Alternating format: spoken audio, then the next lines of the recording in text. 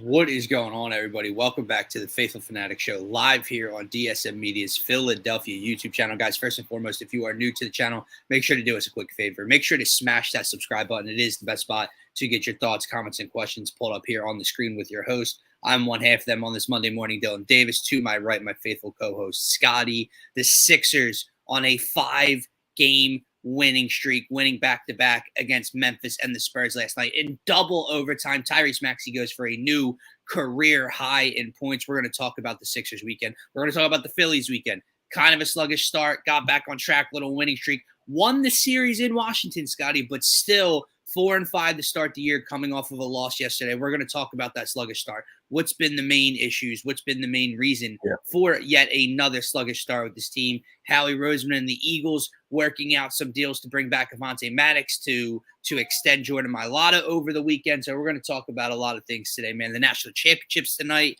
WrestleMania just took place at the Link over the weekend. The Undertaker returned. Special gift. Shit was nuts, man. Shit was crazy over the weekend. But what's going on, man? Happy Monday. No, happy Monday, man. Good morning. It was an eventful weekend. It was a fun weekend of sports, like all day, every day. And I can get down with that. You mentioned kind of the Philly struggles over the weekend. I'm interested to get into that conversation just to see where you're at. Just because like you can come out of the Washington Nationals series and have some positives, right? But like that is clearly one of those series you're supposed to sweep.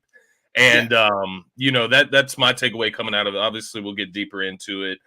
The college basketball was pretty entertaining. I mean, I was disappointed on Saturday because with UConn, I picked UConn, right? Yeah. But then I did it weird. So I did UConn money line, but I did Alabama plus 13.5. Okay. And they lost by 14. Right at that 14. Yep. And that's not even where their spread was, bro. Like I extended the spread a little bit over because I think it was at 9.5 or 9. It was 9, yeah. And of course, UConn, those mother suckers, like they just go on like these humongous runs and they just blow teams out within like 3 to 4 minute spurts.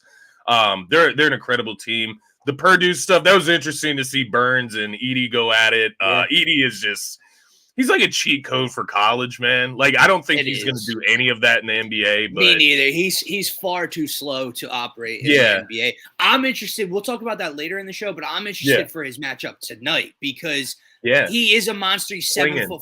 Klingen's not 7'4". But it's probably the most size he's seen. Klingen's athletic, too. Yeah, Klingen's quicker. He's more athletic. He gets to they throw him lobs all the time at the rim. If that gets Edey in foul trouble early, that takes away Purdue's game plan. Because I said this to somebody. I might have said it to you the other night. I can't remember who I texted, but I was like, man, I was looking at Klingen and I'm like, well, he looks like a better NBA prospect. Yeah, me and my uncle were having this conversation literally on Easter. Like, he's and you don't know. Edey's the more dominant force, right? You never know. He's going to be the player of the year, but like Edey does have touch. But it brings me back to like a Jahlil Okafor moment, right? Like that back to basket big is just not going to work in today's like. Hey, listen, NBA. he's 7'4". I don't want to use the word out of shape because he's not. He's in great basketball shape. He's running up and down the court. Like, he's not like anywhere near a Giannis or even a Joel Embiid type shape. That type of. His feet are too slow. His low post moves. He's got touch, like you said. He's got nothing. He's got no bag to work with one-on-one against someone of that size in the NBA, right? So he would have to expand I don't out see it either. I agree with you, but in college, it is something special, I guess, to watch to see that. You gotta respect it. I guess you could say, like you have to respect what the level he's playing at and what he's doing for his team right now.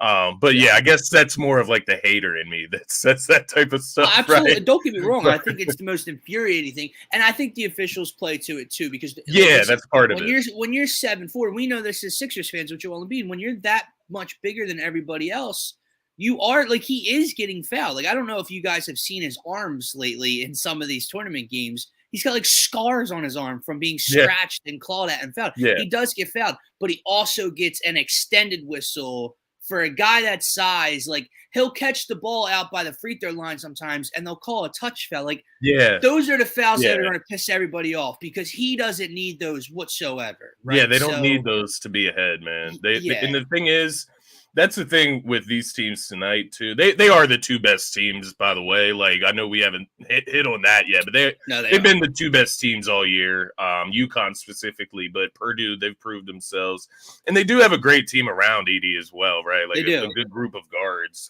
Same with UConn. I do think UConn's a lot deeper. I think they're a lot deeper. I mean, you talk about Fletcher Lawyer, Braden Smith. They got the Smith kid that can shoot the lights out from deep. Yeah. They have very good guard play around Edie, which is complementary to the big down low. Yeah. But UConn's got 9 guys they could throw at you. Like, dude, Alex Caravan was a monster. Yeah. Alex Caravan's like an afterthought on this team. Yeah. Donovan Clingan came off the bench for this team last year in the national championship. Yeah. Like this kid Spencer, that's the crazy Spencer, part. Whatever. Like, he's just pick and pop, knock down 3. Newton is a potential top 5 draft pick. Like it's crazy to turn they over have college like kids that are coming back for 4 years, and they have first round picks, so they're loaded. And Hurley, whether you like him or not, he's a monster right now. And this team has not won a tournament game by less than double digits the last 2 years, and they're headed back to their second national championship. So it is crazy to see, man. But pretty elite, yeah. We'll talk. Some and I do think UConn is going to win tonight. Just to put that out. I agree. But do they cover to end this historic run? Is the question. Is it at 7? I think it's 7.5. I do, man. I think they do. I just think they have one of those spread. Like, it could be close until the 3-minute mark. By the way, shout out, congratulations to Darius. By the way, yeah, facts, man, facts. Shout out to my man. He had a new baby girl, so congratulations to him and his wife Jess. Very exciting. But yeah, man, that's 7-point spread. It's interesting because, like, I just feel like, if they win the game, they will cover it. Like, they could be tied at like the 3-minute mark, and then they win by 15. Listen, like Bama. I know we got to move on in a second, but Bama literally played almost as good of a first half as you can against. And they were losing 6 at halftime, which doesn't sound too bad. But when you throw in the fact that they played that well, you're hoping to be tied, maybe winning that game. You're down 6, bro, and then next thing you know, you're gone. Like, you're just out of it. You're out of the game. So. We'll see. Man. We'll see if Edie and company can keep it within that 7 tonight. But we'll come back to that. Speaking of a player doing a lot for his team, someone's got a new career high. Someone dropped his second 50-plus burger of the season. I believe there's only been 3 players that have multiple 50-plus point games this season, and the Philadelphia 76ers have 2 of those 3 players in the NBA, and Joel Embiid and Tyrese Maxey. Tyrese Maxey, and listen, I know it's San Antonio Spurs, so you don't want to get too ahead of yourself with your statement or what you're about to say about this team. Yeah. But we know it's a humongous win standing wise and momentum wise for this team. They needed it. I understand that. But that's a big win just in terms of what you were facing last night. Like, you're on a back-to-back, so everybody's tired in itself. We could talk about missing Tobias Harris, but you are still missing Tobias Harris. Joel Embiid rests.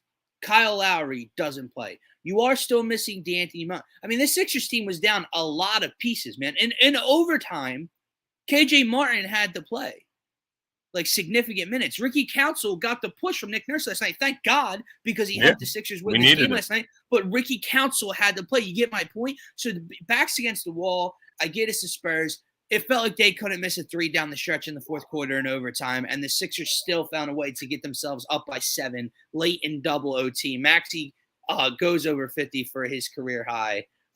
Ricky Council Jr. was spectacular. Nicholas Batum might be the greatest inbound passer, entry passer that there is. He knocks down a clutch 3 in overtime. Kelly Oubre Jr. had spurts in this game as well. Yeah. The Sixers come away with a much-needed win. They move above the Heat to the 7th seed. They're 1 game behind, the Indiana Pacers to stay out of the play-in tournament. Yeah. We're going to talk about the playoffs. We're going to talk about the Sixers potentially staying out of the play-in tournament, what that could mean. But let's just talk about last night in these last 5 games, man. This team, I think we waited for it, but we knew it. This team's dangerous, Scotty. I don't care if it's the great. That Heat game, I know you talked about it. I didn't talk about it. That Heat game was a phenomenal win. Yeah. Joel goes and gives you 30 against Memphis on the road. Then Maxey does what he does last night. Guys are just clicking on each night. Nick Nurse is starting to press the right buttons. This team's humming at the exact right moment. Yeah, no, I completely agree with you. 3-0, I believe, since Embiid came back as well. Obviously, last night you do it without Embiid, Tobias, Lowry. Like you said, the big thing with the Spurs, man, I know the record is what it is, but you look how they've been playing of late. Victor obviously is improved throughout the season. He's a monster. Also, that was their first loss in overtime, I think, this year. That's interesting as well. And the thing is, you don't have Embiid, so immediately that becomes the biggest mismatch in the game is Victor Wembanyama. Well, Maxey, we could take it to Maxey, as well. Maxey was the best player on the court. But Victor Wembanyama is a freak, of nature. In terms of matchup, he's just the biggest mismatch. That was the most impressive performance that I've seen from Maxey, though. To be clear, that was the best I've seen him. He didn't need the 3-pointers. He just attacked the rim. Yeah, it was incredible to watch him hunt his body. He hunted players in the air. Yeah, Council's getting to the rim and drawing fouls on Wemby last night. It was crazy. It was interesting. But you look at the Spurs of late, man. They've had some pretty good games of late. They just beat the Pelicans. They took Denver. They only lost to Denver by 5 recently. They've beaten the Knicks recently, 130-126. They've beaten the Suns recently, 104-102. So they've beaten playoff teams recently. And then you come into this game, there's no Embiid, there's no Tobias, right? We already talked about that. But Sixers underman come in here into San Antonio, and they're able to get a W, obviously off the back of Tyrese Maxey. But while I say that was Tyrese Maxey's best game as a Sixer, obviously, that was Nick Nurse's best game as well as a head coach, and that was the best that I've seen. Just the end of game, the out of bounds plays, the designs, the ability to get guys open. We've seen it before as well, by the way. We've seen him design plays that can get guys a very good shot in a very unopportune situation, and it just hasn't worked out. Last night, you got to see all of it kind of work out. You saw the first one with Batum. He hits the open 3 that's created off the dribble drive. That was a fantastic play, right? Having him set up in the corner, just hiding there. Then the play to end regulation to Maxey, right, with 2 seconds, I believe it was, left on the clock. Yeah. They have that attack off the the screen, off the out of bounds play for him to get to the rack. Even the one at the end of overtime, I think it was, for Kelly Oubre in the corner. He gets an open shot in the corner, kind of sneaks back there. Nick Batum with a perfect pass across the court. Just a whole bunch of high IQ basketball going on there for the Philadelphia 76ers. And I would just also take it to the furthest extent, letting Maxey have the freedom last night. Go out there and win us the game, kid. Do your thing. Do what you need to do. He's not getting yelled at for taking a specific shot. You have the freedom. No Joel, no Tobias tonight. You're the guy. Go out there and dominate. And then also just pressing the buttons. You mentioned KJ Martin down the stretch. Ricky Council, you don't win this game without him getting inserted into the game. We've given Nick Nurse a lot of heat about not giving young guys a chance this season. He did it last night in the perfect moment, and that's all we can ask of him, man. And I think it's only going to get better as we approach the postseason. I would say, man, why not just give Ricky Council on a real contract? You don't have to promise him playing time in the postseason or anything. Just put him on. Right? He's an NBA player. Yeah, absolutely. You know what I mean? He's an NBA player. But if we're being honest, I mean no disrespect. How do you sign Jeff Doughton Jr. the rest of the season, but Ricky Council is still on a 2-way deal? That's a little. It's not a huge deal, corny, but yeah, it is a little corny to do that. Just sign the man. But yeah, man, I think you hit the nail on the head with just the way they've been playing of late. As soon as they got Embiid back, that confidence came back. And Oubre, I mean, he's doing some good stuff right now, man. He's playing some really smart basketball as well. He gets him under. He does have those few ghost plays on defense. And sometimes, when he's on a little bit of a heater or he's trying to find some rhythm, it's Kelly time. Kelly's looking to get to the rim, but it's okay, right? Because the pros have severely outweighed the cons. Exactly. Last couple of weeks, the last couple of months, and he's been the guy we look at right now where we go, that guy needs to be back in the 76ers uniform next year. So, he is that guy. Obviously, last night's an outlier because Joel did not play, right? Lowry did not play. You were missing a couple of these guys and the focal point. But even before that, the Memphis game, right? The Heat game. This team around Joel Embiid, I know we kind of talk ourselves into this every year around this time. This is the best team. This is the deepest team, whatever. No. This is by far the best supporting cast Joel Embiid has had heading into the NBA playoffs in his entire career. Yeah. Joel Embiid got drafted a decade ago. Now we know the injury history, how his career started, didn't play at first, whatever. So he hasn't played for 10 years. But he got drafted to the league a decade ago. This is the best supporting cast he's had his whole career. To watch Nicholas Batum, dude, I think Sean Barnard tweeted this out last night. Nicholas Batum is what we hoped PJ Tucker would be when he signed that deal. Yeah, literally.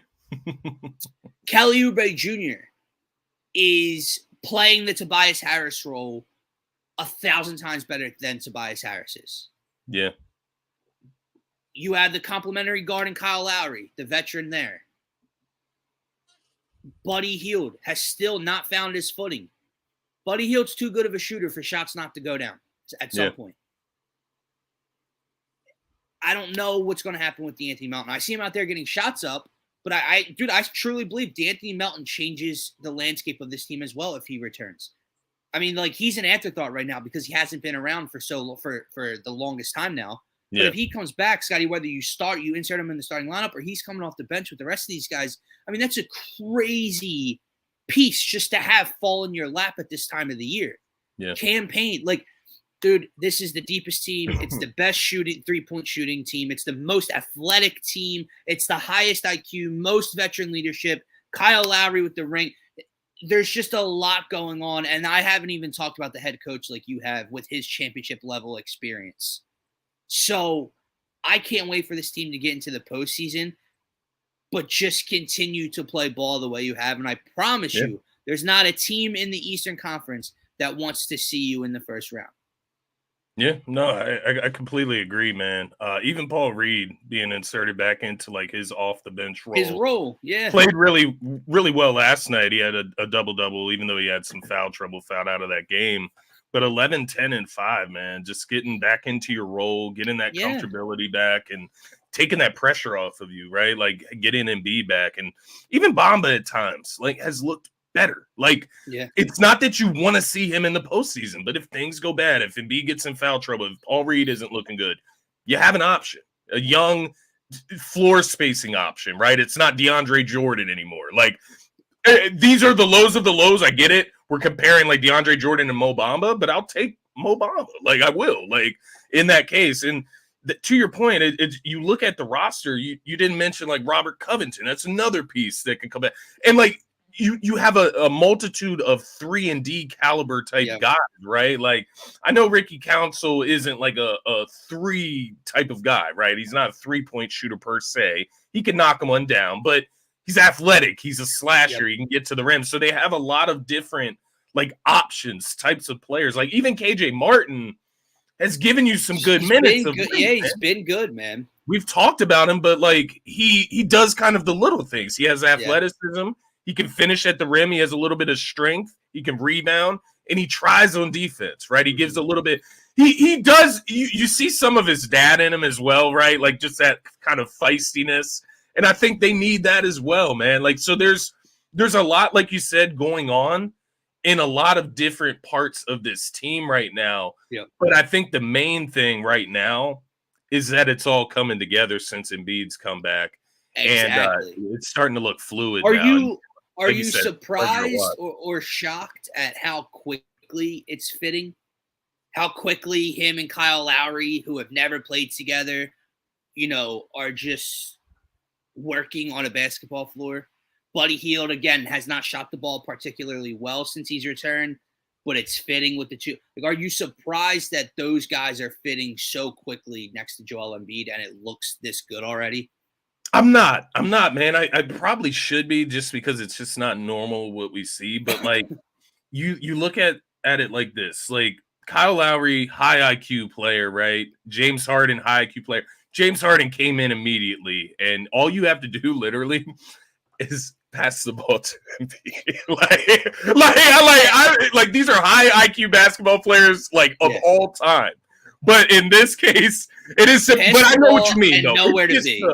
It's the chemistry. It's like you said, man. It's if you're throwing a pass and you're not looking, right? It's a no-look pass. You have to know where that guy is. And a lot of those pocket passes to Embiid from Lowry, going downhill, those are those type of passes. So to your point, you have to have high IQ. It wouldn't work with just anyone, right? Like if it was just Cam Payne that was brought in and not Kyle Lowry, I don't know if we see that fluidity that quick. But like to your point, man, like with guys like Batum and Lowry, look at Lowry last night, bro. Like if he retires this offseason, you're telling me he's not coming back as part of Nick Nurse's coaching staff?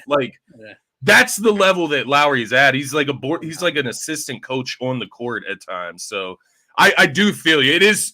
It's overall surprising, I think, just to see it come together that quickly. Embiid come back 25, 29, 30. Right, and it just all sinks in. By the way, Saturday night, running the floor, behind the back pass, continues to cut, feed, bang. Like, come on, bro. Already. And somebody on Saturday night, man, tried to take my man's legs out again, dog. Like, I don't know if this is the NBA putting a hit in.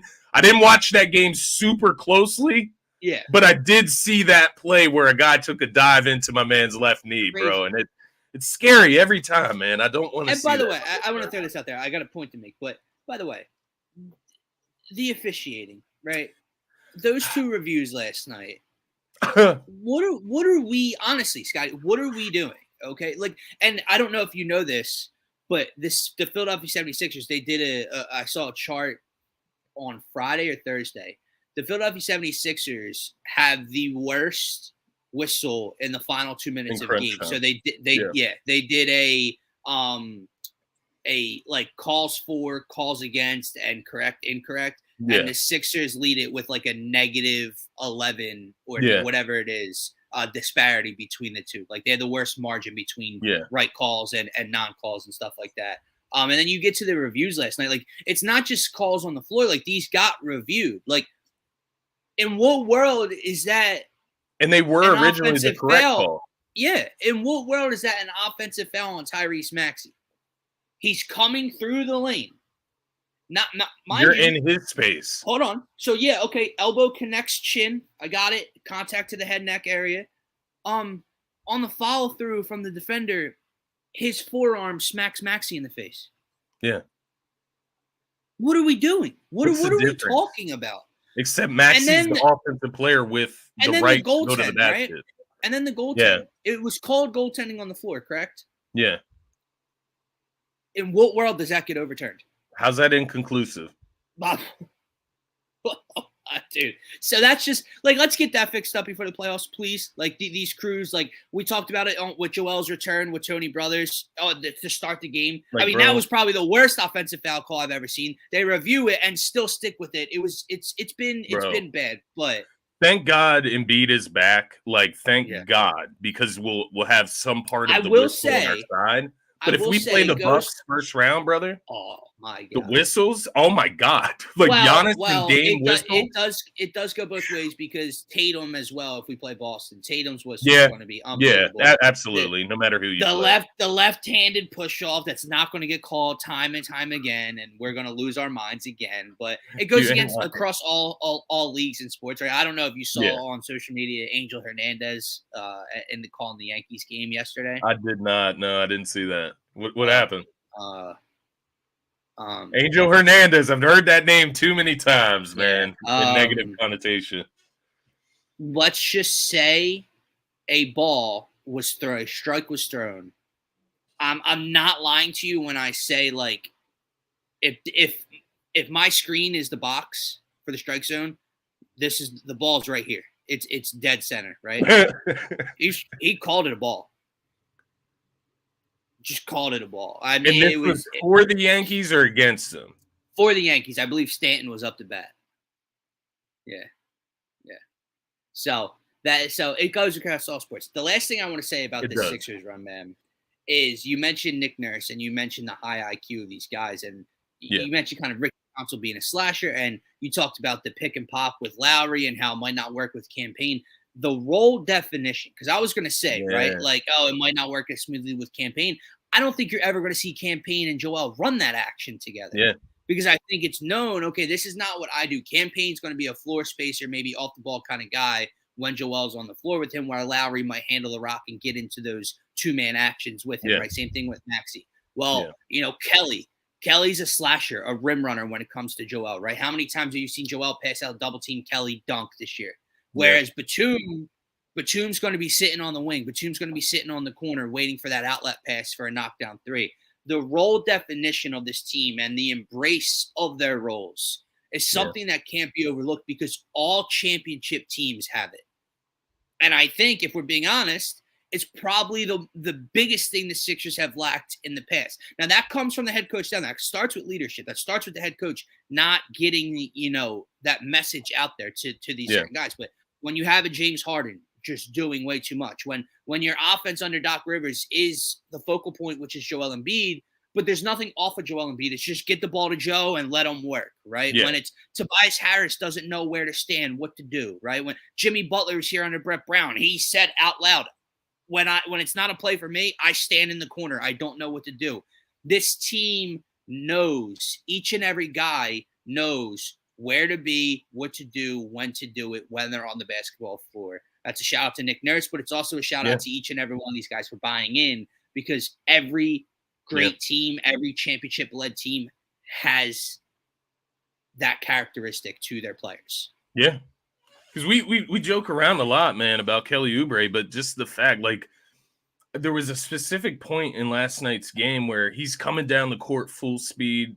Well, not last game, but the game before that, I should say. He's coming down full speed. He's on the floor with Embiid. It's one of those situations where Kelly Oubre would go to the rack and take a shot. Slows it down and gives it right to Embiid. Like, knowing your role, not stepping out of character, right? Like, and that's going to be a huge part down the stretch for this team. And that's exactly what you're talking about, man. But I agree. And there's one question I do want to ask. I just wanted to point out first, 54 minutes from Maxey last night, 48 from Oubre, 46 from Batum. On the second half of a back-to-back. Holy shit. Like, almost an hour of, like, on-court play, man. It was impressive all around. But the one last thing I wanted to ask you regarding the Sixers, Tobias Harris, man, like, these last couple games, he hasn't been there. Address the elephant in the room, man. I'm trying to figure out the right way to ask this. Does he need to be put into his role? Like, is that the problem with him? Is that he doesn't know his role? Like, is that why he looks like such a sore thumb on this team? Like, you know what I mean? Like, almost like he does step out of his role at times. Well, he absolutely does. Is that part of the problem? Like, is it just he needs to get up out of here, man? Like, yeah, Scotty, I'm almost at the point where it's like, your knee's hurting, right? It's hurting today, right? Okay, right. So, because I don't know the fix. Because if he's back, if he's Council healthy, was better than him. It's crazy. Kelly's been better than him. I'd rather see Batum on the floor than him. So, you get to these spots where he's not going to be benched when he returns. Like, that's just, I think we've gotten that answer all year when we've asked for it. Yeah. But does that hurt the team? Honestly, I know it sounds like a crazy question. He's not. I know we're talking about him like he's a garbage can. He's not a bad basketball player by any stretch of the imagination. He's a very good basketball player, but it's not working here anymore. And you mentioned, like, him stepping out of his role. Go back to the Miami Heat game, right? Was it the Heat game or was it before the Heat game? I thought it was the Heat game where down the stretch. Or no, he sat the Heat game. He didn't play the Heat game. Was it the Thunder game? Yeah. Might have been the Thunder game because we lost that game, right? No, we beat the Thunder. We came back and won that game. Okay. No, they ended up winning, but end of game, Tobias pulls a midi, airballs it. They get an offensive rebound, kicks back out to him, and Scotty, it was the worst three-point attempt I've ever seen in my entire life. It almost just smacked the entire side of the backboard. It caught a glimpse of the left side of the rim. I know what you're talking about. I can't remember. That's not like you want to talk about roll? That's in what world is that the best look for the offense? Yeah. Joel Embiid's on the floor next to you right now. And you thought like that was the smart idea. And that was where we should be. I do think that is part of the problem too. Like Joel and Tyrese and their support of Tobias, like they almost have this false confidence in him themselves. I feel like where they look to him sometimes when they're in a moment of need. I'm sure they're friends. Like I'm sure they are. And I'm sure they respect him. Now. Yeah. But like, there's times where like, nah, Maxie, I think it's your turn. Like, we need a bucket. I think you can take this turn, man. Like, it is like that. And then when you see last night where you get like a bunch of role players put together, like a KJ Martin and a Batum or a Kelly Oubre and a Ricky Counts or whatever the combos were last night, right? All of that looked better. It looked like it was fitting. It was simultaneous, right? Like KJ Martin is not a guy that needs the ball in his hands. He just catches passes, he catches lobs, he gets rebounds, and he hustles. The only thing I can say is, listen, like, it does sound a little outlandish for us to sit here and say, like, he can't play, right? Like, no teams just have a Tobias Harris floating around that, like, they could just utilize at any time, right? Like, that's not a thing. So, like, how can he fit? Yeah, and my question is, how, like, can you? He's a max player. He's a veteran on this team. Can you treat him with a quick leash? Right. So if you're playing the Celtics or the Bucks in the first round, and the first quarter he's a train wreck. He's getting beat on defense. He's not hustling to a loose ball. He's 1 for 5 shooting. Can you say, brother, you're sitting next to me tonight? It's not your night. We have better options to go to. We have too many options to go to. Yeah. Where you're hindering this team right now. So I don't know how you do that. I think, and the problem, Scotty, is I think from Daryl Morey and Nick Nurse, they've shown you all year long, they're not going to do that. Yeah. And I think the big question here is you can do that if you have no plans of bringing him back this offseason, which you shouldn't. You shouldn't. But if you have no plans to bring him back this offseason, then there's really no, like, it's not even a quick leash. You can do what you want with him because he can leave. I was going to say, listen, man, don't let him be the roadblock. Like, I'm talking bad. Yeah. Because if that's something that sticks out over the course of a 7-game series and they go home in the second round or, God forbid, the first round, you want to talk about cementing a certain type of legacy in the city of Philadelphia? Yeah, he'll be hated. I mean, he already kind of is. Yeah, but like, he gets the leash to play in the. Well, the problem is our crowd doesn't boo him straight up. No, you know what I mean? No. They'll chant if he hits a shot. They're gonna root for him. Like if he's playing well, they're gonna root for him. But you do this, man. You're public enemy number one. Like I think the issue, is that's kind of Ben Simmons and James Harden. Yeah. I think the issue is seeing it without him now. Seeing how it works. Kelly and Batum in the starting lineup together. Seen it a couple times too. Yeah. So I think that's something we're going to have to keep an eye on moving forward. What do we got? 4 games left. Check real quick. I got it in front of me. 3. Is it 4 or 3? 3 now. 3. Okay, so it's 4. 3 Pistons, games Magic, left. Nets. I mean, Pistons Magic are one of the should be 2 wins, and then Magic is that big game. Like, if is that in Orlando or at home? Let's see. Orlando. It's in Philly. Has to be a win. That should be a W, man. Without a doubt, has to be a win. Are we 3-0 against them? Like, if we somehow could get the Magic in the postseason, that's not a good matchup for them. You know what I mean? No. We beat them twice. We're only going to play them 3 times this season. So we we're going beat for them the series twice so sweep. far. Yeah. Yeah. Fowler's a In great Phillies, player, but he's got nothing for Embiid. Has to be a win, dude. Has to be a win. So you take into that account. So now we're going to say Joel's going to play the last 3. He should play the last 3. You got the night off on the back-to-back. I don't believe we have any. There's no more back-to-backs for the season. So with a Joel Embiid and Tyrese Maxey on the floor, these 3 teams, they should and need to win 3 in a row. And if they do so, that's 8, and that's an 8-game win streak with Joel Embiid coming back to end the season, Scotty. Telling you, nobody's going to want to see that.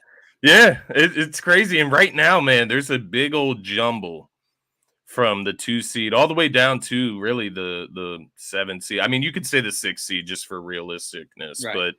But Milwaukee through Indiana right now. Milwaukee has 47 wins. Indiana has 45. Sixers have 44 for reference, but if that could get jumbled around, if the Bucks can continue to lose, I would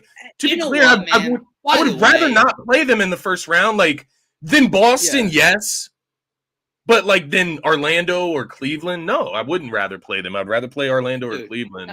And by the way, just pointing that out, you said what? Milwaukee is 47 in the 2 seed right now. Yeah, 47 in the 2 seed. This is such bullshit. So at max, they're going to win 50 games.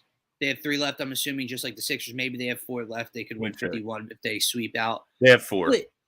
They have 4 left. They could win 51 games max. Dude, I remember the Philadelphia 76ers winning 53 or 54 games and being a 4 seed. Yeah. Because of what the East was doing that year. Is that more of the East being more competitive, or is that more of a down year for the, you know what I mean? Is it just more wins? I would say yes, except for the fact of who the Milwaukee Bucks have been losing to down the stretch right now. And look at their 4-game stretch to end the season, bro. The Celtics next on Tuesday. Loss. Magic, Thunder, and OKC. Loss. And then the Magic to end the season again.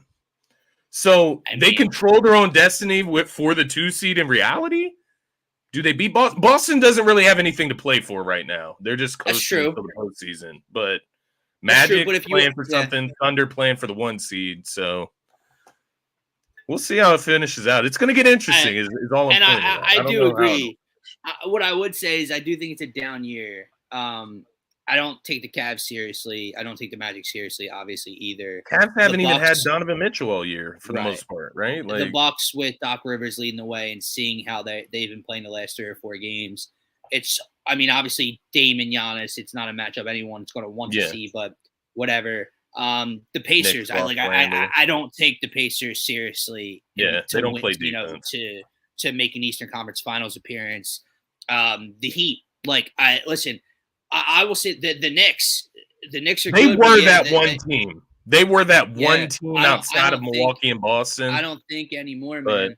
Not without Randall, I don't think. And if Jimmy Butler finds a way to do what he's done in the postseason this year, I just give up watching regular season basketball. Yeah, it doesn't matter. This Jimmy Butler isn't all-star level this year. So how does the play-in work again? I always forget this, man. I'm supposed to be the NBA guy. Me too. So is it 7, 8, and 9, 10 play? Loser of 9, 10's out. Winner of 7, 8 gets the 7 seed, and then loser of 7, 8 plays the 9 seed for the 8 seed?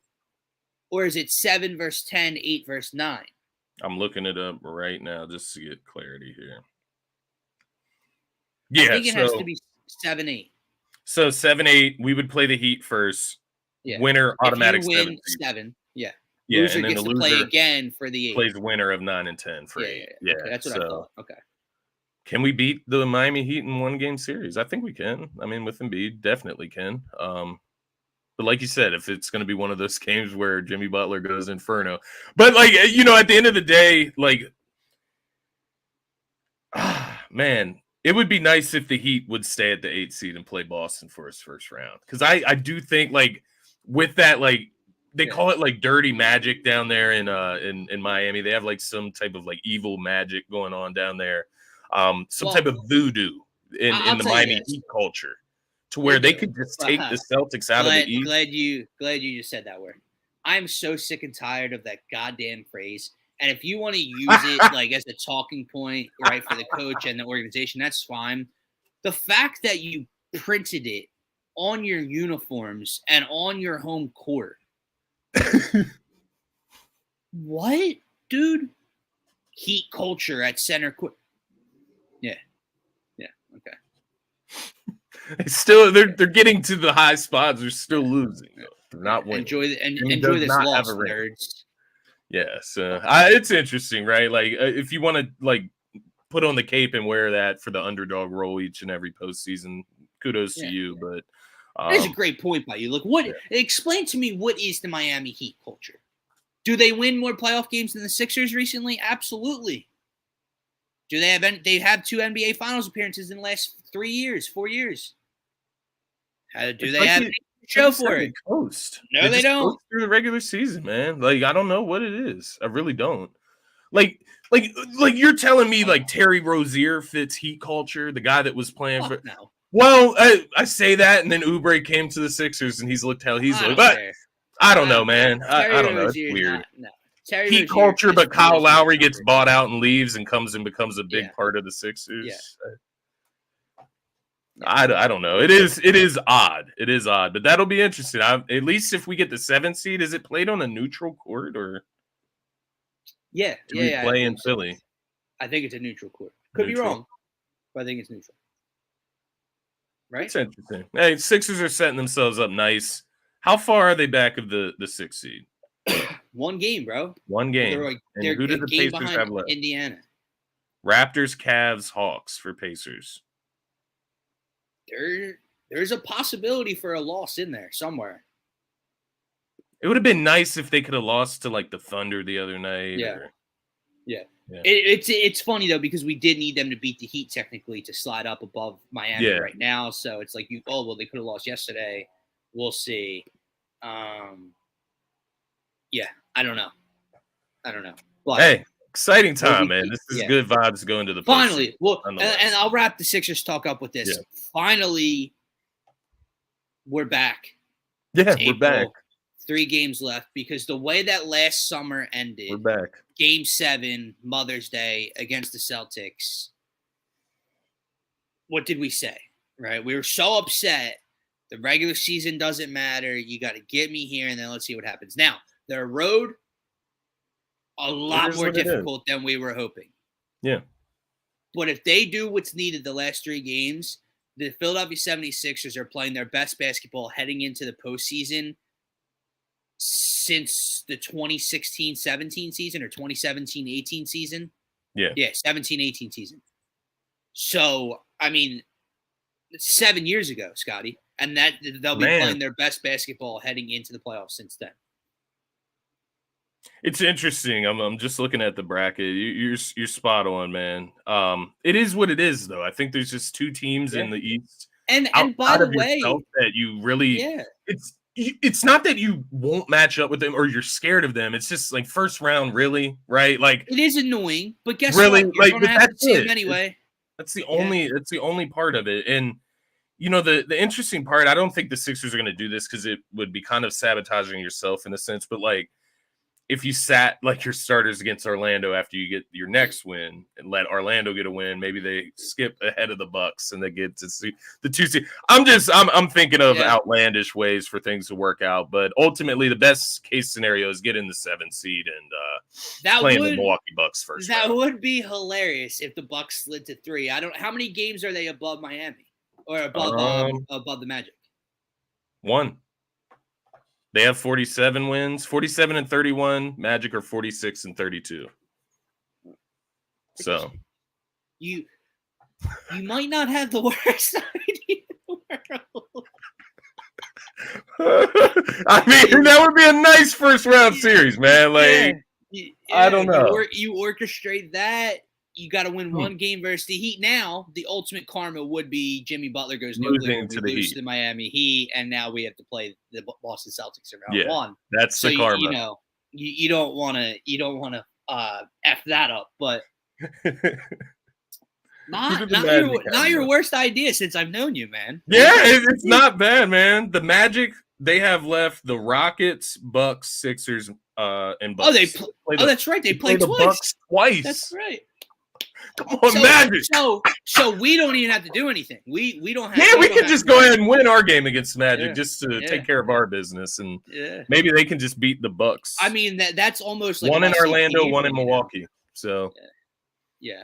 Is anybody injured for the Bucks right now? I know they've been like playing like horrible, but from the sounds of it, it sounds like it's just Doc Rivers. I haven't been watching a ton of them, but no, from the sounds of it, it's the travel staff, and they're not balled in on the road. This is the shit we dealt with, brother. Like, somebody posted that video of Doc in the huddle. It might have been last year. I don't know. He says the same shit every huddle. Come on, guys. Bro.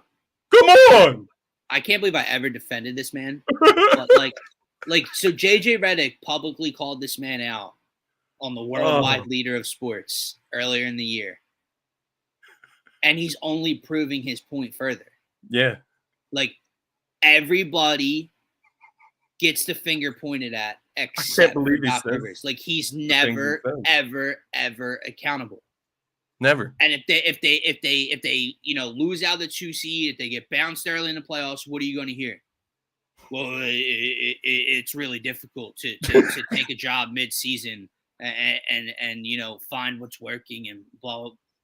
You got guys halfway in, halfway out. They were already looking for blah blah blah. Accepted the job. And by the way, listen, if we're being completely honest, this is on Giannis Antetokounmpo just as much as it is on Doc Rivers. Getting him in there. Playing perspective, but also that Adrian Griffin was winning basketball games. Bottom line, point, period.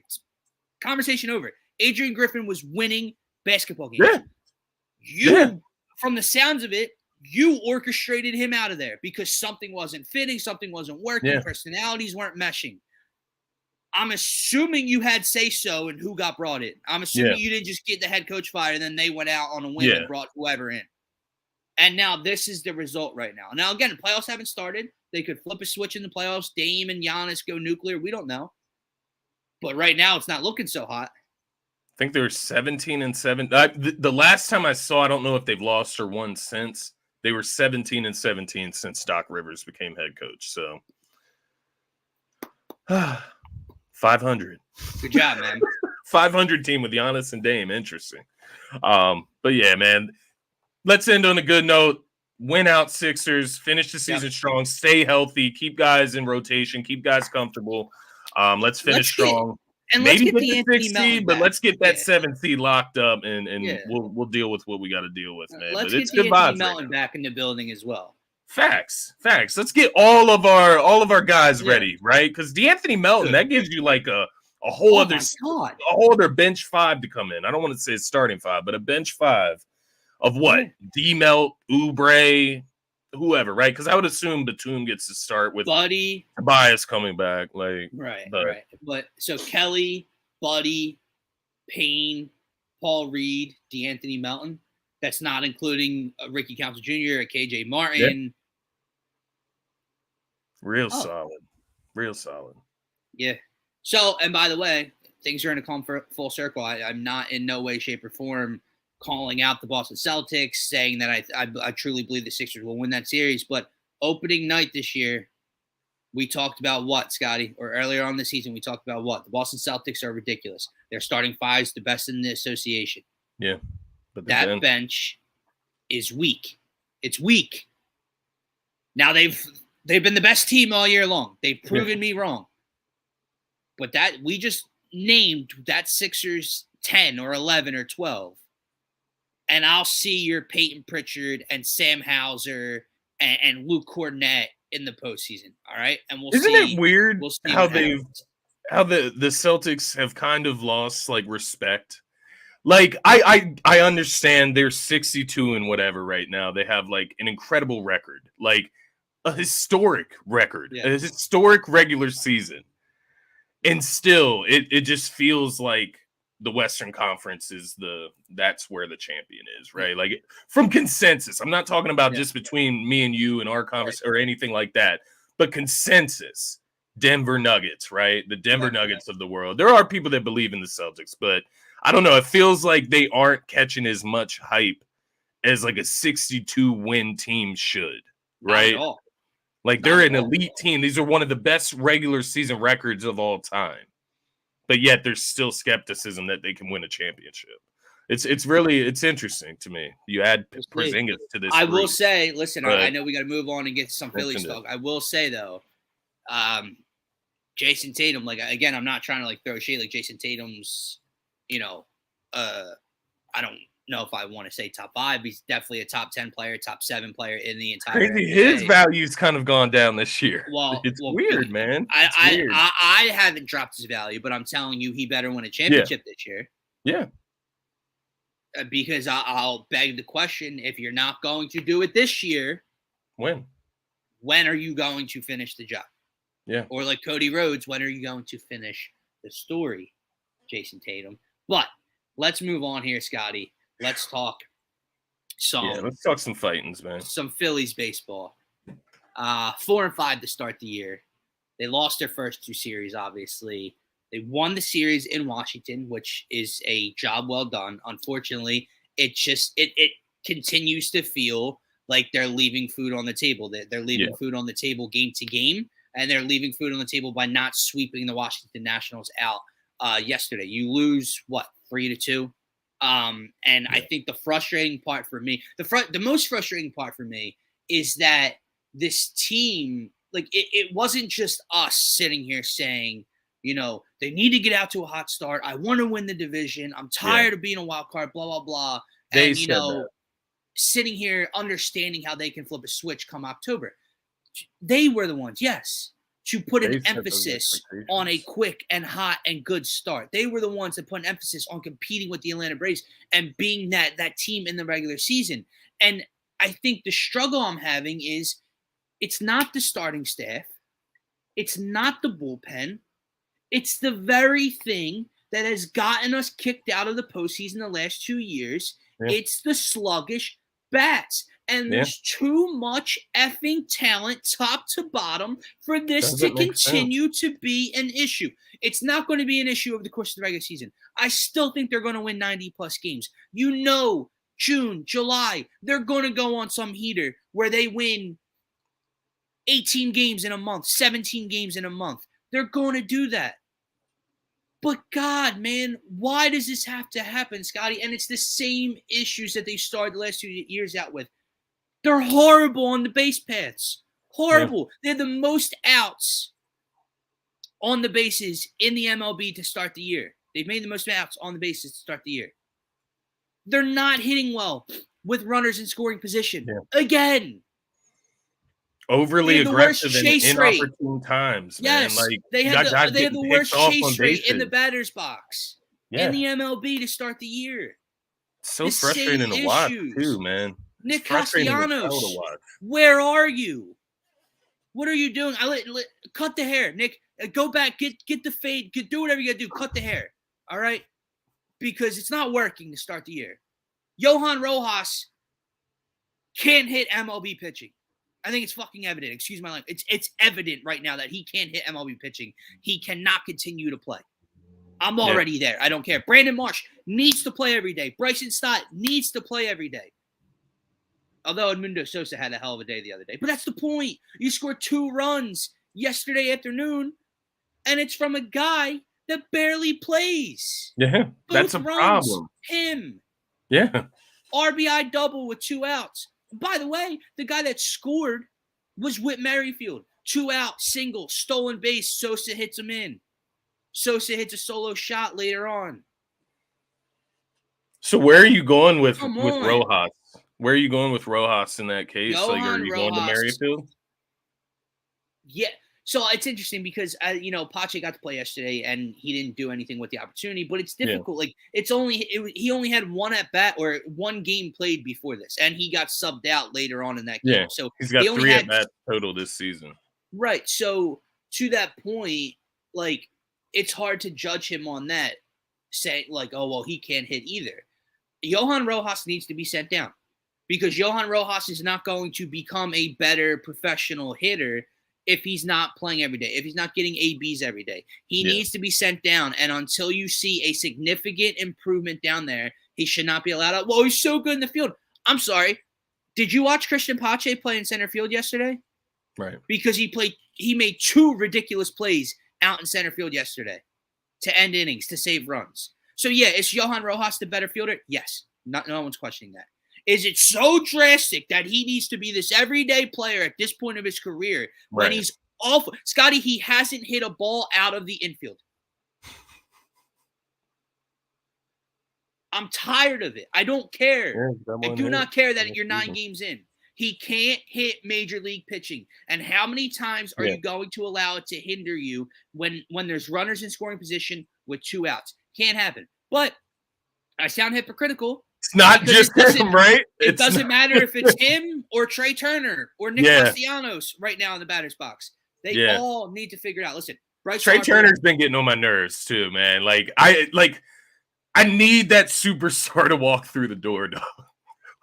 I'm still waiting. I'm still waiting for that superstar Trey Turner from the Dodgers, from the Nationals to walk through that door, man. And I don't know. The errors in the field. I mean, it's not just at the plate either, man. He's not making the plays out at shortstop that he should on a consistent basis. At the plate, he's chasing almost more than anybody on the team right now to start the year. I need that consistent. We need that round of applause again. Come on. I just need that ball player back. That's what he is. He is a ball player. Don't need a superstar. You need that utility guy. That's what we need him to be. Do everything for us, man.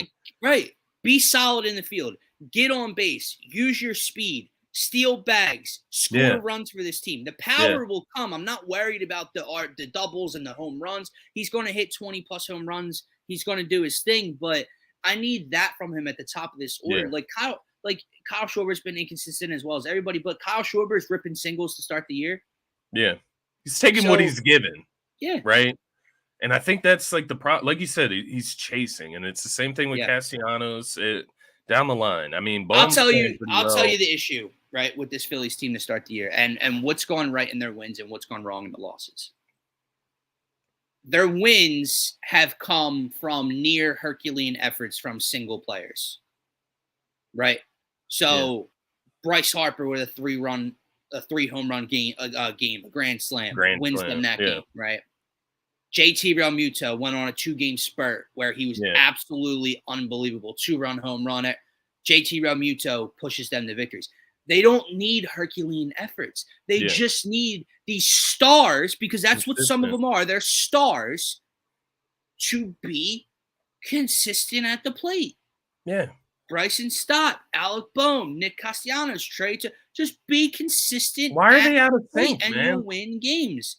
That's Mackenzie Gore, dude. He's a 5+ ERA. The Phillies have lit him up every time they faced him, and he shut them down yesterday. It's embarrassing, man, to start the year. That's exactly what it is, man. Because you see these other teams come out. They're rolling, right? They're rolling. The Yankees are rolling right now. The Braves are 6-2. The Atlanta Braves. Pirates are 8-2. I mean, but we can't get off to a good start. The Atlanta Braves were down 6-0 at home to the Arizona to the Diamondbacks, and came back and won both of those games they were down by to start the series, and then won yesterday to sweep them out. They just got news that Spencer Strider might be out for the season. He might need Tommy John surgery. And that hasn't caused any flatness to them. Guess what Matt Olson's doing? Tearing the cover off the ball. You know what Ozzie Albies is still doing? Tearing the cover off the ball. Austin Riley tearing the cover off the ball. Marcell Ozuna tearing the cover off the ball. I put our lineup up against theirs. I put our lineup up against the Dodgers because it's that talented. But they make us look bad. The Braves. And again, I get it. It's the Braves don't go through these moments in the regular season, but they go through them in the postseason. So I guess pick your poison. But, as Phillies fans, we can't argue that either, because our lineup goes through that in the postseason, a la the Diamondback series. It's game 6 and 7. So it's I don't know. I have faith in them. I have complete and utter trust in this lineup to get right. But you better start getting right soon, man, because 4 and 5 doesn't do it. That's what I was going to ask you. So, moving forward, right? Obviously, disappointing 9-game start to start the season here. Going forward, what are you looking for? These next 2 series, you have 3 against the Cardinals, 4 against the Pirates. Okay, the Cardinals series is in St. Louis. It's in St. Louis, yeah. Okay, and then we're back in Philly for the Pirates and then the Rockies as well. So what are you looking for specifically over these next 2 series against the Pirates and the Cardinals? What type of record are you looking for? You can go further, right? You said the Rockies. I know the White Sox are coming to town after that. White Sox this is not a difficult schedule. In fact, it's some of the worst teams in Major League Baseball that you're playing. The Washington Nationals, the Chicago White Sox, the Colorado Rockies are bad. You see that pitching staff you're about to face in St. Louis? Miles Mikolas, Lance Lynn. These need to be wins. The Pirates off to a good start. You're at home. You should win that series as well. I don't care. Yeah. But this should be a run you look back on where the Phillies dominated and propel themselves. It needs to start tonight. Okay, I get it. You have Spencer Turnbull on the mound. We don't really know what he is. Hit a hell of a first outing. Can he do that against St. Louis? Their lineup with Paul Goldschmidt, with Nolan Arenado, that they still have guys that can put up runs. But I mean, he did a-okay against the Cincinnati Reds, and they're one of the better younger lineups with their upside in the National League. So they need to go on a run. Over the next 4 series. To your point, I would say, if we're being honest, you should win every series. Yeah, give me Pirates, 2 against the Cardinals. Yeah, give me 3 against the Pirates. Or 3 against the Rockies and I know we're getting over ambitious to ask them to sweep 2 teams in a row in series, but the one team is 1-8, the other one's 2-8. The Chicago White Sox should not win a single game against the Philadelphia Phillies. Not a single game. Especially not in Philadelphia, right? Both of those series in Philly. No. So, we'll be at the game on 420 as well, man. Plug. I need to see that run come from them. And you asked, kind of what needs to change. It all has to do with the lineup. I agree. They need to stay aggressive on the base paths, but, man, they need to be so much smarter. You can't keep committing outs on the base paths. I mean, that one game, the Nationals game, we didn't even talk about, the Patrick Corbin game. 1st and 3rd. With the middle of the lineup up. Yeah. No outs. And because JT Realmuto got caught going, Bryce gets tossed out back at 3rd. By the way, I don't know if you remember that play, okay? I do. I know exactly what you're talking about. Here's my biggest beef, right? It was all a cluster F. But JT Realmuto rounded 2nd when Bryce was coming home. JT Realmuto was 4 steps away from 3rd base. I get it. Bryce is running back in that direction. But you have to take that bag if you're JT Realmuto. Yeah. Because, okay, Bryce gets tagged out like he did anyway. Yeah. You're at 3rd, 1 out. Instead, Bryce gets tagged out anyway. Your ass is at 2nd base, 1 out.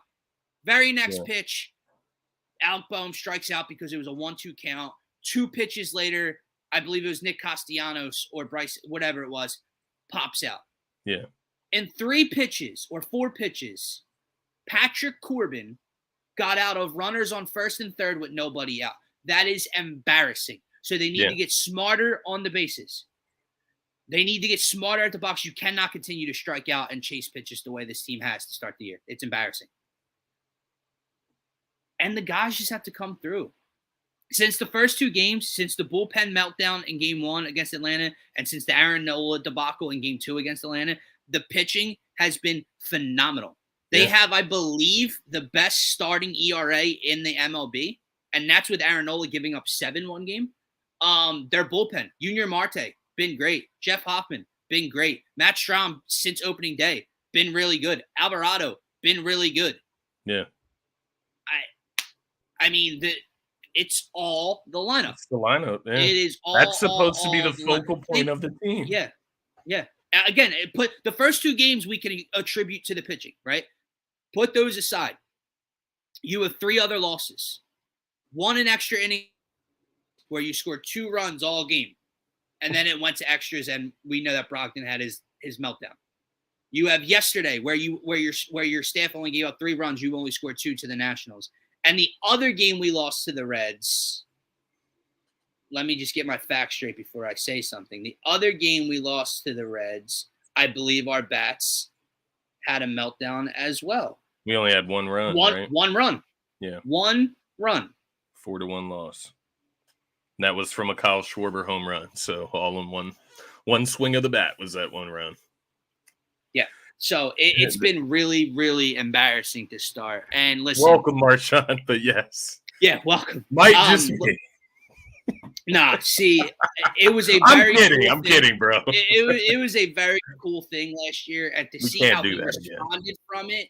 But guess what, bro? He's not a little kid, man. If you need a goddamn standing ovation and a round of applause every time to get your head out of your ass when you're making $300 million, maybe we're not the fan base for you. So It was cool last year. He hasn't been horrible this year. No, he's just kind of mid. Yeah, and That's I don't need that from Trey Turner in the two. Yeah. Okay. Trey's a guy when he gets the slides going, like he has some jazz to his game, man. We're just not seeing it. He needs to get that confidence back. But like you said, there's no standing ovation coming. Like you need to get this shit together. It is an improvement. It is an improvement, and I don't like. Fair enough. Again, they're not playing terrible baseball. Like I said, the staff, the pitching, they're there. You can see where the problem is. Lineup, it's not like it's a mystery. Has to get going. Yeah. And again, if you ever wanted a time to get right, it should be tonight. I think that rhymes. But I'll point this out to you, okay? Here's the Phillies numbers versus Cardinals starter Miles Mikolas. Bryce Harper, 7 for 18 with 2 home runs. Nick Castellanos, only 5 for 23, but 2 home runs. Schwarber, 6 for 28 with a home run. Bohm, 6 for 9 with a home run. Turner, 5 for 19 with 2 doubles. Marsh, 3 for 5. I mean, Miles Mikolas can get lit up. And he needs to. Do you have, I wanted to ask you this earlier. Do you have any complaints regarding Rob Thompson? I mean, not over like the last couple of games. I think after the Atlanta series and the start of the Red series, we put blame his direction, and rightfully so.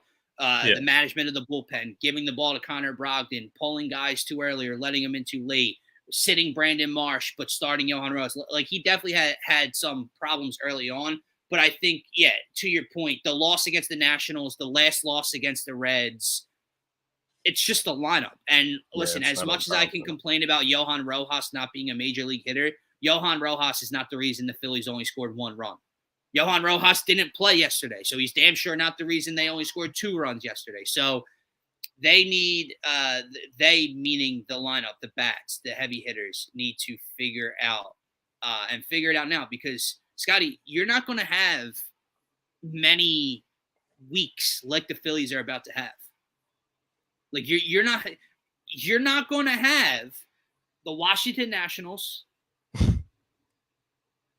the St. Louis Cardinals, the Chicago White Sox, the Colorado Rockies, and again, yes, the Pittsburgh Pirates starting out very good. Yeah. You're not going to have 4-game series at home against the Pirates. Like you're not going to have stretches of this schedule like they're about to have. They better damn sure take care of business over this stretch. Castellanos has been terrible. Not just Rob, but also the team getting the best from. Oh, my bad. Yeah, I no, you're good. I think it's an interesting point. Like we praised. Well, that's an issue in itself. The fielding, right? Like when is Trey Turner? When are those errors going to stop?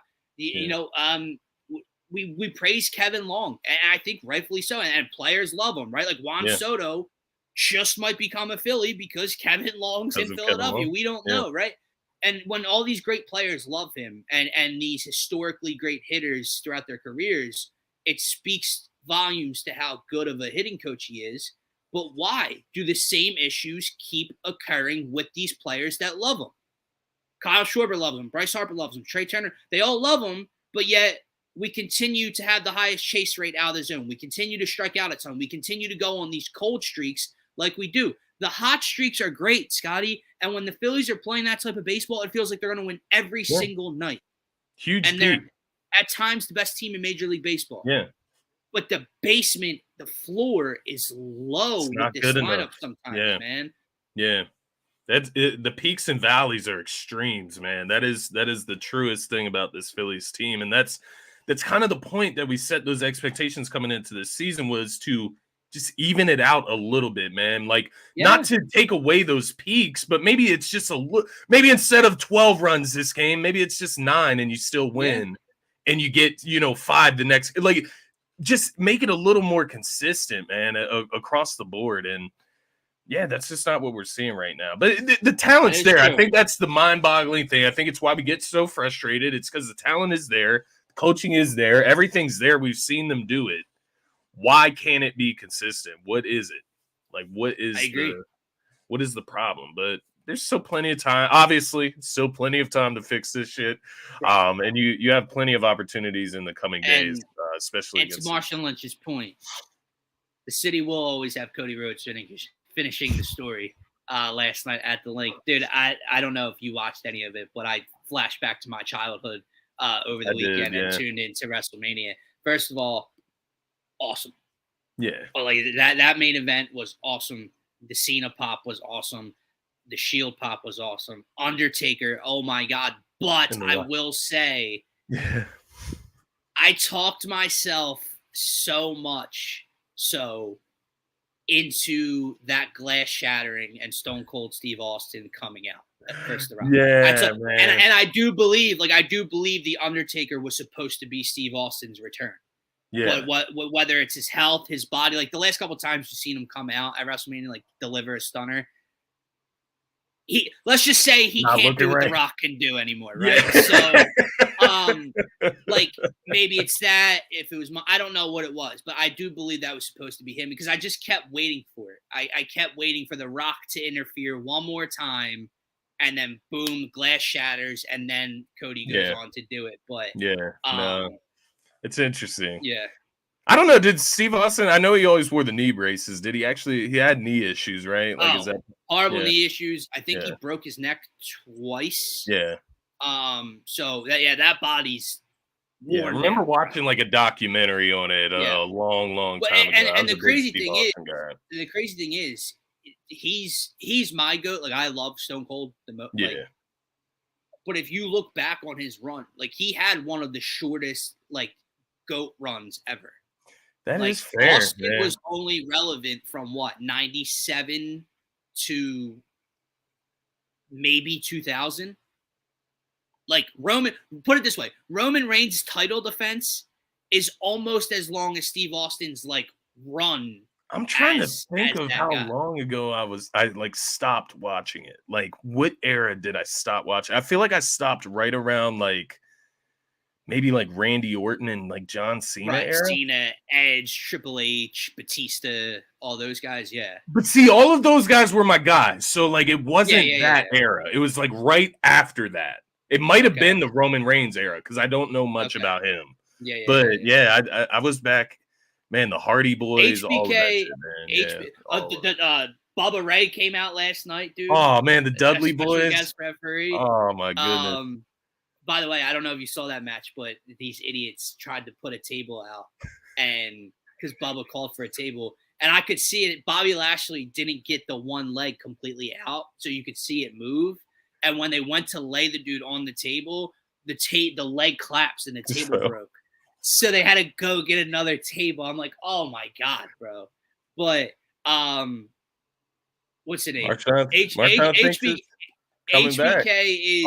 is the GOAT. No, you're good. HBK is the in-ring GOAT to me. Like Shawn Michaels is the greatest like in-ring performer I've ever seen, and the athleticism's off the charts nowadays, and the guys do crazy stuff. I don't think anyone will ever be as good as him in the ring. I do agree though, bro. Like I'm in a weird spot. I do try to watch some of the pay-per-views. Like I watched the Royal Rumble and I watched WrestleMania both nights. I watched Survivor. I try to watch the pay-per-views. Yeah. I just can't. I can't sit through 2 hours of Monday Night Raw anymore. Like I like when the big dogs come out and cut a promo to start. If there's a cool main event and I'm not watching anything else, I'll try to tune into that. But I can't sit through an entire. Like I'm just not that fan anymore. Where I lock into the not shows a diehard. Like that. But I do agree that Triple H, be really, really good now, dude. You talk about one of the GOATs, like Triple H is one of the GOAT like villains of like WWE, like at least for me. But I was always a Rock guy.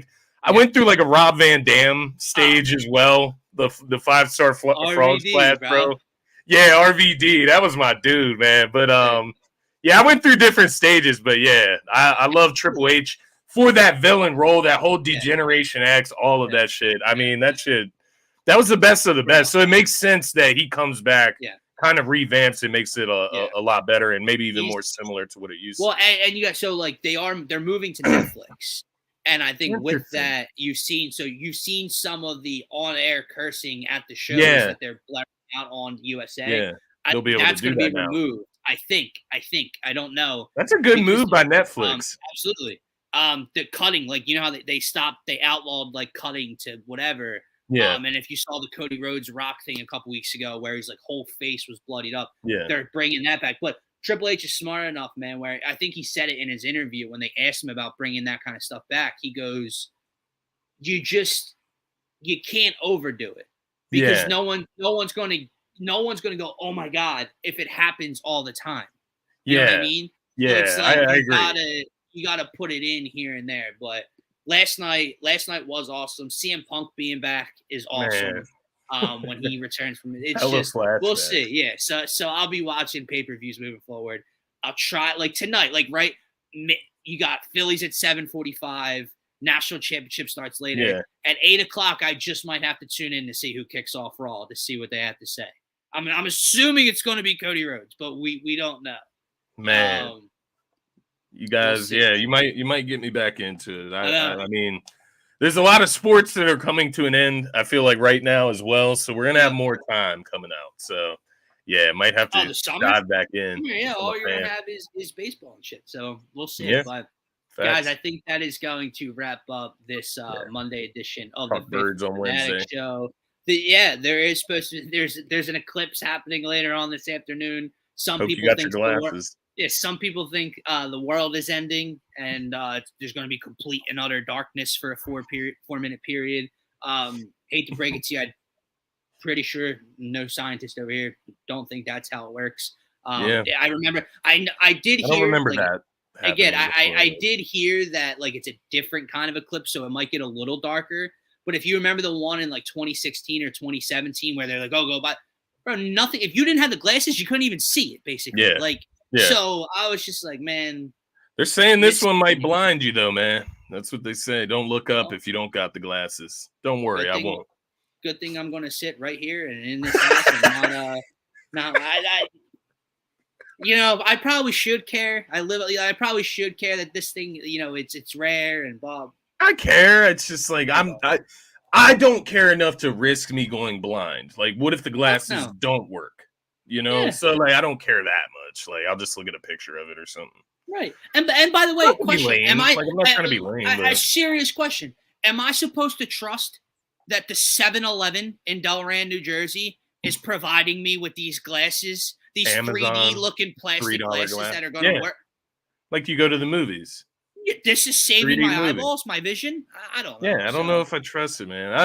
As I've gotten older, man, this is totally off topic. We need to end the show, but I'm becoming like a conspiracy theorist. I feel like as I get older, I start to believe like the wildest ideas that are available out there. I only believe my own conspiracy theories. If I hear other people talk about like out of whack, I feel that. I really do. I'm like, you really think?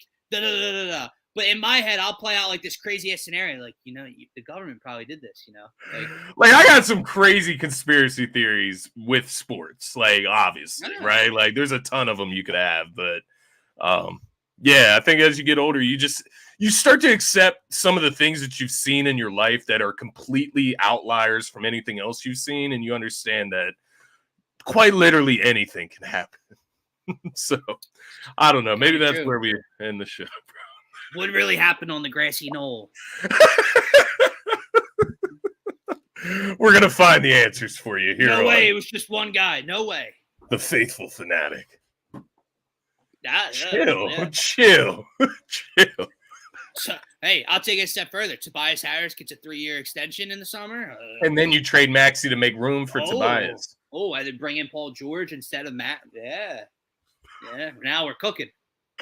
Now that's going to wrap up this edition of the Phaithful Phanatic Show, guys. We'll be back Wednesday morning. Talking Phillies. Hopefully they have 2 more wins under their belt by the time we get there. The Sixers hopefully have another win under their belt and are a step closer towards that 6th seed. Like I said, we'll be back Wednesday, Friday. And see you then, Marshawn. Start getting some Phillies pre-games to you guys as well. But for myself, for Scotty, for DSM, have a great rest of your day. Peace, everybody.